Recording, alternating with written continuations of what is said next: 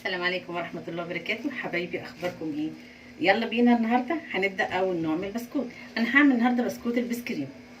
بسكوت البسكريم انا كده كورته ابيض وبني. بصي صغير ازاي، ممكن الكاميرا تبينهولك كبير، لكن لا هو صغير قد حبايه الترمس كده البلدي، وهو لسه مستويش. خلاص.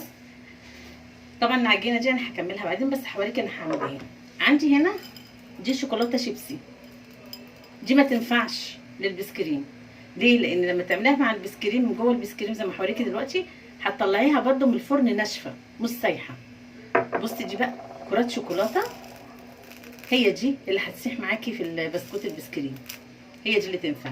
يبقى الشوكولاته الشيبس دي ما تنفعش، نشيلها. يلا بينا حاجه هنعملها في البسكوت البسكريم. هنقول بسم الله الرحمن الرحيم. هاخد ابيض وبني. بصي هيبقوا 3 ابيض و3 بني. بصي عاملاهم ازاي كده كده كده. خلاص اهو. هاخد معاهم 1 أو 2 من الشوكولاته اللي انت عايزاها. ممكن في كمان شوكولاته دوائرها اكبر من دي. خلاص هنقفل كده. بصي بكفي ايديا هعملها ازاي كده اهو.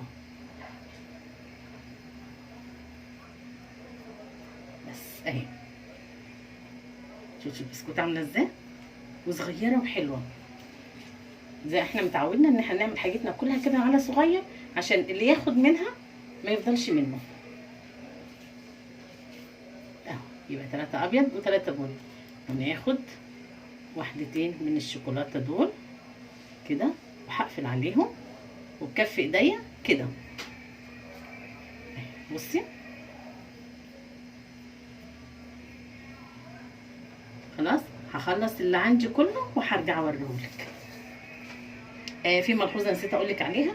انا الدقيق زودت دقيق في العجينه البيضه عشان كانت طريه جدا ما تتشكلش، لكن في الشوكولاته لا، انا يا دوبك استكفيت بالكاكاو. بصي ماسكها وبقت حلوه. خلاص يعني انا زودت بتاع حوالي تقريبا معلقه او معلقتين من الدقيق ده بس، وطبعا حسب الدقيق اللي عندك انت.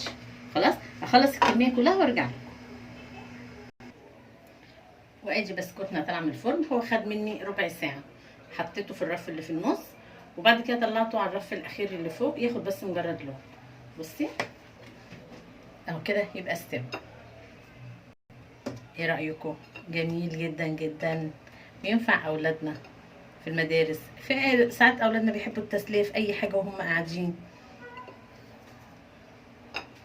جربيه وقولي لي رايك، وصلي على الحبيب قلبك يطيب. بصوا الشوكولاته جوه اهي سايحه. بصي واشوفكم ان شاء الله في فيديو تاني نعمل بقيه البسكوت والسابليه.